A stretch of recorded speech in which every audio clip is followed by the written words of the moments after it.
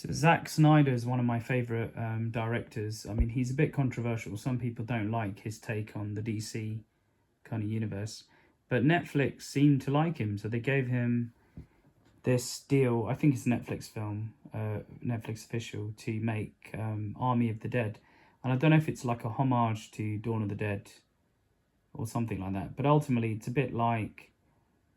It reminds me of a sort of a mishmash of Resident Evil, World War Z, I Am Legend, given the nature of the undead. And maybe 28 days later slightly, you know. And I kind of like it in that regard. What, 28 weeks later. So it sort of pays homage to a lot of zombie films. But it has the traditional Zack Snyder kind of, you know, cinematography. I believe he camera operated here as well. And he had special lenses built as well for this.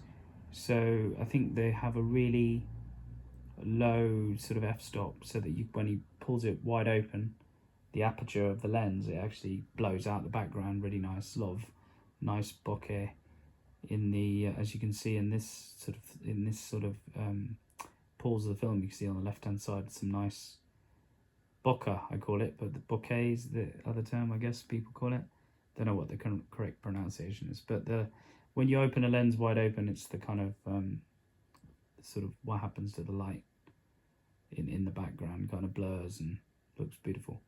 So in the shallow depth of field shot, but he uses that a lot. I mean, normally in films you don't really see much of that, you know, fully wide open lens. You normally go down to maybe an f4.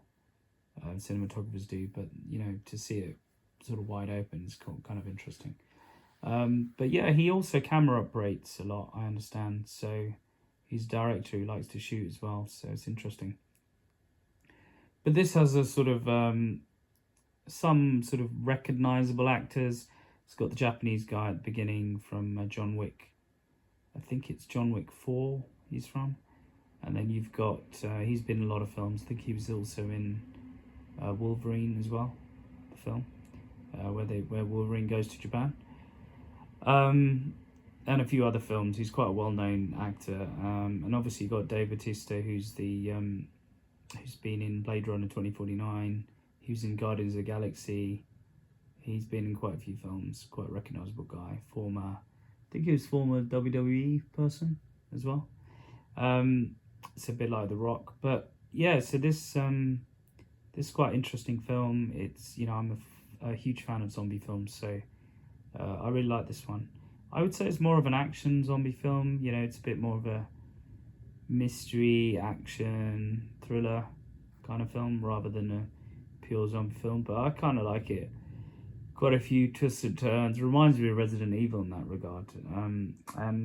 Yeah, it's a decent film. I've watched it a few times now, and yeah, highly recommend it. I think there's a rumour there may be a sequel, unknown though. But yeah, it's on Netflix at the moment. Go and check it out. Tell me what you think in the comments below. Thanks for watching.